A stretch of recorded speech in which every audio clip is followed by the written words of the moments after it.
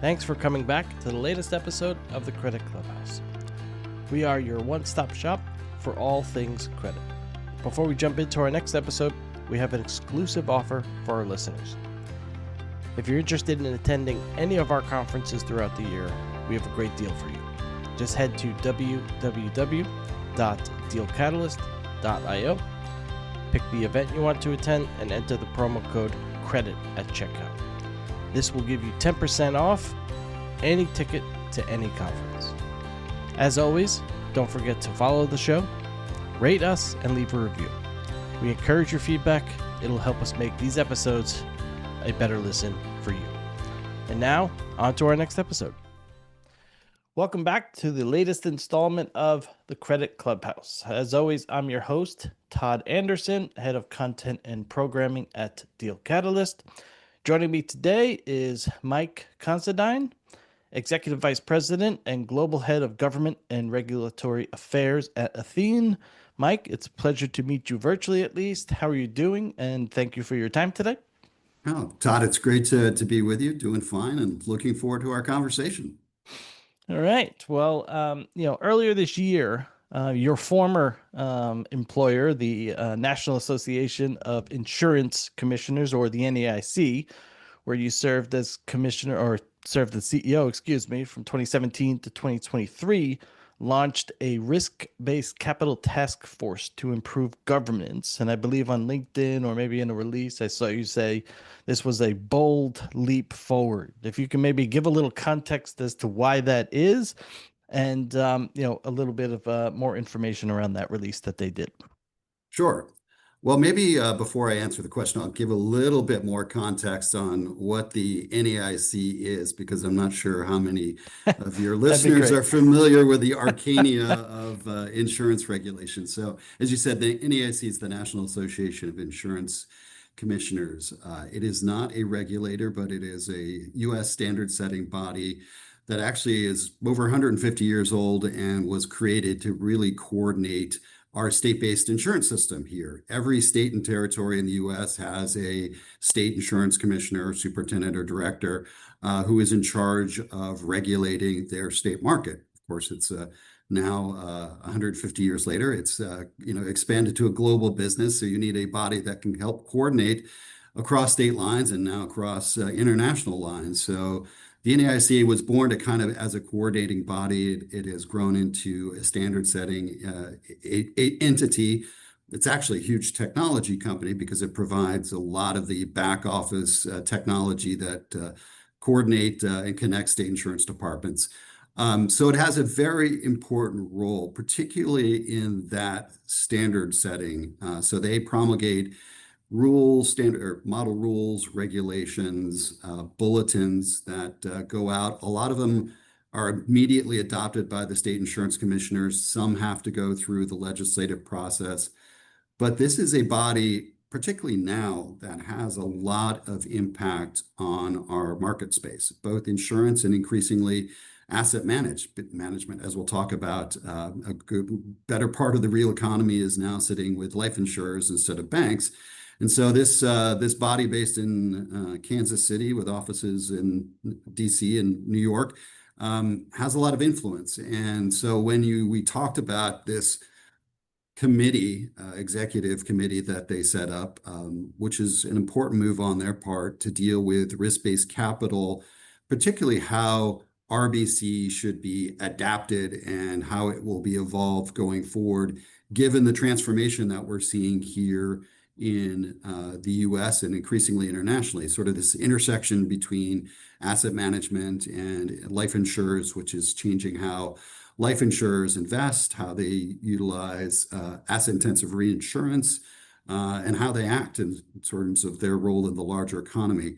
So the NAIC and state insurance regulators very focused on this. And they released sort of this new framework, which laid out, their vision for RBC, which is sort of, our solvency foundation here in the U.S. in terms of what insurance companies have to hold in terms of capital and reserves. So very important. It's, sort of our equivalent to Solvency II or Basel III. But it's being adapted. And what the regulators have said is, here are the principles that we're going to use. that are going to guide that adaptation going forward. And some really important stuff in there. It's going to be, much more driven by sort of a policy lens. They recognize the role the life sector plays now in the economy. It's going to sort of weigh technical decisions against the need for capital in the marketplace, the need for life insurers to protect American consumers. And so, it kind of, sets the stage for this next, I'd say, RBC 2.0, and how that plays out and the way it plays out, will have a really significant impact on both life insurers and asset managers, and will be looked at by global regulators as potentially, a model for them to follow. And from what we've seen so far, it's a good start. It basically moves, capital regulation from the engine room to the boardroom, and that's a good thing for all of us. Can you speak to maybe some of the other regulatory changes that are taking place? I think there's maybe is a bit of a misnomer or bad assumption that, when a new administration comes in, especially one that might be prone to try to at least limit new regulatory issues or try to, limit the regulatory burden, so to speak, that regulation stops or regulation is then, removed. Is that a misnomer? What does that really mean when they say it? Because obviously regulation is a huge part of financial services and insurance. True. And usually you're absolutely right. People look to what's happening in DC and Congress as a key bellwether of how it's going to impact their particular industry. And that's generally true of insurance to a degree. But as as we just talked about, our system is unique in that it's a state-based system. So some of the action happens in DC, but a lot of it happens at a state level. So, while you have the potential for, continued congressional gridlock, you've got sort of agencies taking action, both in terms of at the federal level, deregulation and changes. Some of that will impact the insurance sector. Tax, for example, huge issue right now for us. We've got a tax bill going through Congress, and like everybody, that will impact the insurance sector. We also are looking at changes in some of the agencies that really matter to us with the Department of Labor, SEC. For us at Athene and Apollo, we're looking at how we can sort of get into the DC plan space, with annuity products so that American consumers, when they're actually, ready to retire, have a product that meets their needs at that point in terms of providing guaranteed income. That's a huge deal for the industry, and again, something that will have to go through the federal process. But as I also said, a lot of it is we're focused very much on what's happening at the state. And increasingly, we're focused on what's happening internationally. One of the big changes that we experienced coming out of the financial crisis was international standard setting bodies, like the International Association of Insurance Supervisors, IAIS. You'll hear me probably refer to them. It's kind of like a Basel committee for insurance, does, focuses on insurance, has increased significance in terms of it too is a standard setting body. So it's out there kind of looking at this new regulatory landscape and adopting, sort of global standards that have a way of trickling down to local jurisdictions. So we're very involved there.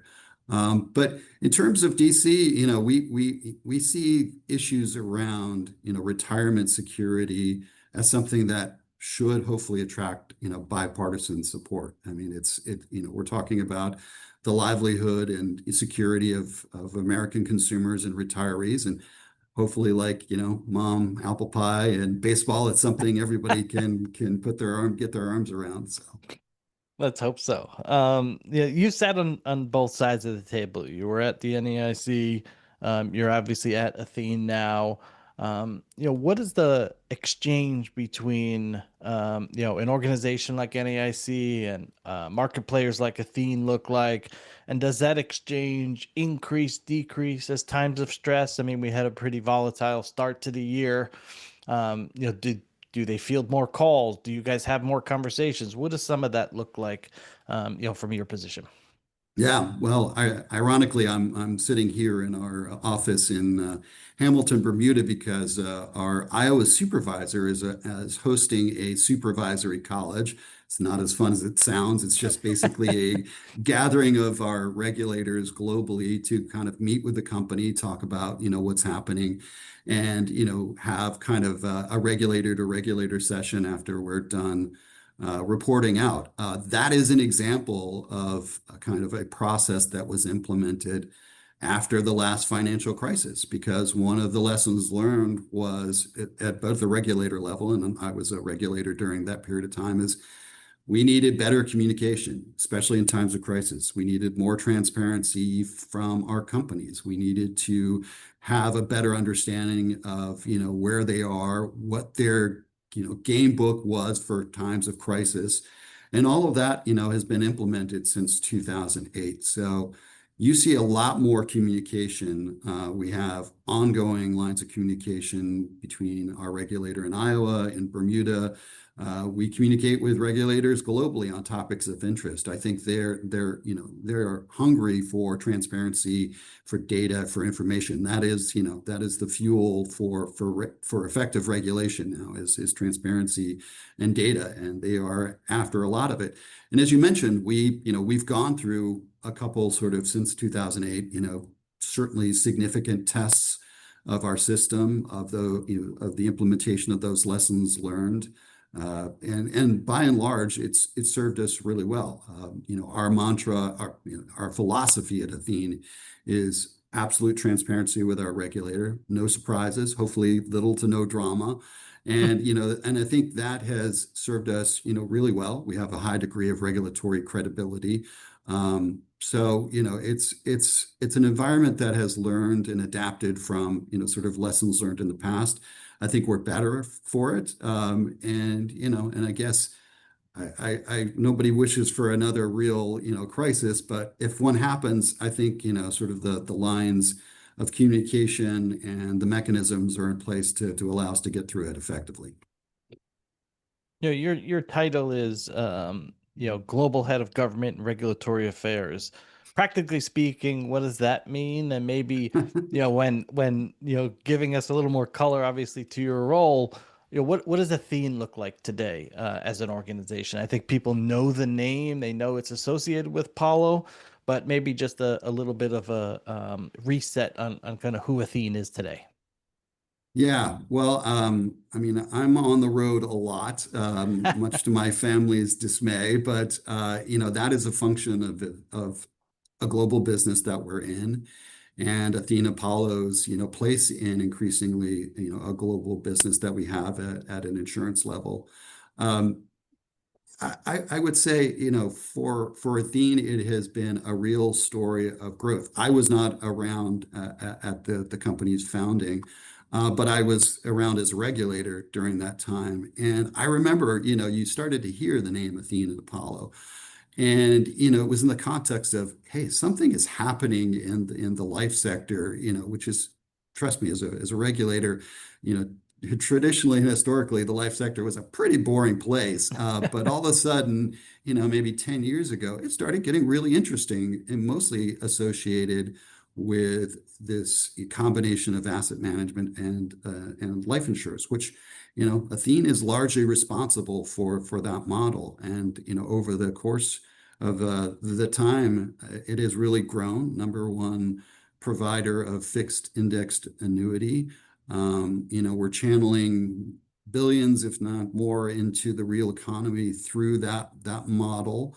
It's a company, as I said, that I'm really proud to be a part of because it is really committed to our consumers, our customers. I mean, we are in this for the long haul. B, it's really committed to the regulatory environment. Our CEO, Mark Rowan, and our leadership at Athene all recognize the importance that regulation plays. They want to be sort of a thoughtful voice in it because they recognize, even as a regulator, I didn't really understand a lot of what was happening, on this asset management side. So it's incumbent upon us in the industry, especially the leaders in the industry, to be engaged with the regulators to dispel misconceptions, particularly around, private credit versus public credit and sort of, why we're in Bermuda, questions that come up pretty frequently, still coming up. And also just, demonstrate that, we're committed to sound, effective regulation, not necessarily more regulation, but just effective regulation. And a good part of my job is being out there along with an incredible team at Athene and Apollo, just educating, advocating, and being part of this transformation that we find ourselves in. Obviously, one of the most common themes that I've seen throughout this podcast is, the conversation around access to insurance capital. And so I'm curious to get your take on kind of why that demand has taken off, and with that demand, kind of what increased risks might come along with it. Right. So, I mean, for Athene, capital is a huge part of the solution to meeting a need of American retirees in providing guaranteed products. And this is something I didn't have a real appreciation for, as a regulator, and part of what we're doing now is really educating insurance regulators on the relationship between capital in the marketplace and our ability as an industry to solve for this retirement crisis. And access to capital, the need for capital has been, incredibly limited, really up until sort of Athene and Apollo developed this model, which, turned is essentially a capital formation flywheel and generates the capital that we need, and others have replicated that model, and so that, they need to be able to provide these products at a time, when American consumers really need them. We've got a ballooning, retiree population in the U.S. Pensions are down, annuity demand is up. And so you have to have capital in place to meet that. And again, our model matches long-term assets with long-term liabilities. It's a situation where, everybody wins if done prudently and thoughtfully with a great deal of discipline, all of which we have at Athene and Apollo. But your question is, the risk is well taken, and a good part of the conversations we continue to have with regulators is around those risks, real and perceived. And I think, part of the story is, again, how we do it, how we manage our investments. Apollo's significant resources in being able to generate those assets directly and those investments directly. The resources we have to make sure that the investments are prudent and reasonable. But not every company, has the same resources and expertise we do. We see a lot of people coming in, or a lot of companies coming into the space with, little to no experience on either asset management or insurance, and that worries us. We see companies going to jurisdictions where the level of regulation, allows for capital regulatory arbitrage, also concerning to us. So you do see, cause for concern, and we do see the need for adapted regulation, but we don't see the need for, a full-on, concern about sort of private credit. I think a large part of what we've been educating regulators and policymakers about is, what private credit is and isn't, and how it matches up against public credit. There's this sort of outdated notion that, public is safe and private is risky, and that's just simply not true anymore. I mean, public and private are both safe and risky. And our CEO, Mark Rohn, has talked a great deal about this. And that said, we're still out there educating the regulators. And so I think, part of the risk is also looking forward is, how will the regulatory environment adapt to what's going on? Will they overact? Will it become prescriptive? Or will they be, as I think the NAIC is doing, taking sort of a thoughtful, principle-based approach? So, those are some of the things that we see in play in this new game board here. Where do you see maybe some of the greatest opportunities for insurance capital to play a bigger role than it already has? Yeah, great question. And a good part of our time has probably been focused on some of those jurisdictions. The private credit transformation and evolution is really centered here in the U.S. And the reason for that is, after sort of the last financial crisis, as banks had to take a step back because of, capital restrictions in terms of their ability to finance and invest. Insurance companies, life insurance companies specifically, were able to step forward because our regulatory regime in the U.S. has long allowed life insurers to sort of invest in long-term investments. And, that served us well. So we've seen this corresponding growth of private credit here in the U.S., in which life insurers, are increasingly significant investors in. You look, though, at places, like Europe, where they just hold a fraction of sort of the non-governmental debt versus what we do here in the U.S. And that's primarily because their solvency regime in Europe, Solvency II, is much more sort of prescriptive and penalizes sort of life insurer long-term investments to a degree. And that has kind of limited their role of the life insurance companies in Europe in terms of those investments. Also, they've got some fairly prescriptive regulation around securitization. Point being, all of that's starting to be reevaluated. We've had a lot of discussions with European policymakers and regulators. They look at the U.S. market. As one economist was titled, we are the envy of the globe in terms of our economy, and that does not go unnoticed. So they're looking at what's your secret sauce here, and and increasingly they're figuring out, it's the role of private credit is a big part of that. How do we sort of tap into that in Europe and even in Asia? We're having those discussions. And so I think you're going to see increasing, and you've seen already, Europe has proposed major changes to securitization. Yeah. They're looking at even at changes to Solvency II, which, I didn't think I'd live to see the day where Solvency II, capital standards were potentially adjusted. I think that's a good thing. It's a good thing. And, somebody who's worked a good part of his career and lived in Europe, you want to see a vibrant European economy. They're a huge partner for us. A number of life insurance companies, have business in Europe, and I think it's important for them to make these changes, and I think you'll see that happen. And similarly, I think in places like Japan, they're looking very closely at some of what's happening in the U.S. and again looking to see whether and how it should make sense for that market. I think I saw on your LinkedIn you had stated. A robust capital market can be the greatest strategic asset the U.S. can offer. Yeah.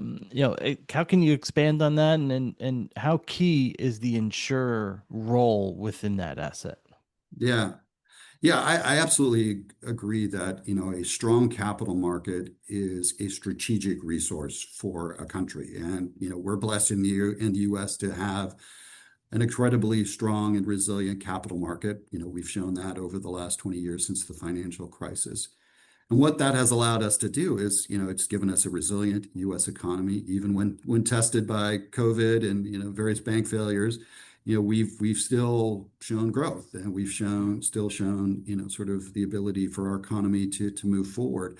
And that's increasingly important, not just for us, but for other economies in Europe and Asia.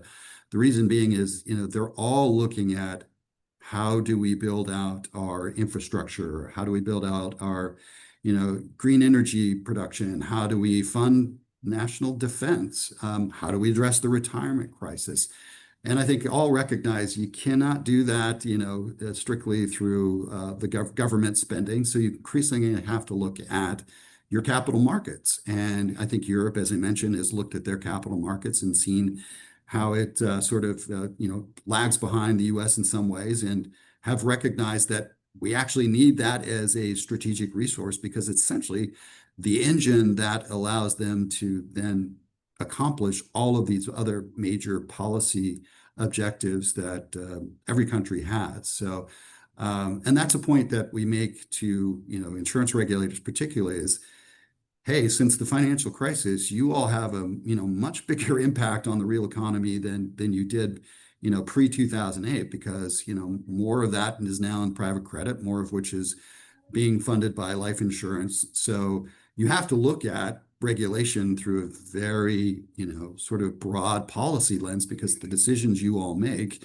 have impact on businesses large and small across the country. And so I think that message has resonated in the U.S. It's part of the reason I think have seen the NAIC adopt some of these changes is, they recognize they're playing a much more significant role than they ever have been before. You referenced before the kind of that public-private dynamic, and over the last I think it was 25, 30 years, one of my previous guests had said it gone from 65 public, 35 private, and now it's flipped where it's 35 public, 65 private in terms of the split. Has that changed how insurance capital operates, how they're thinking of this dynamic? Uh, you know, I hope not. I mean, risk lives in credit quality. Liquidity kind of just tells you how fast you can trade your mistake. And so liquidity really is just a feature. It's not a proxy for safety. And that's a point that we've been making for the last few years here. Again, is private does not equal risky. Public does not necessarily equal safe. A lot of that has changed over the last few years. I think you'll continue to see this melding of public and private. I mean, you have ETFs now for private. You have, liquidity trade delays on public.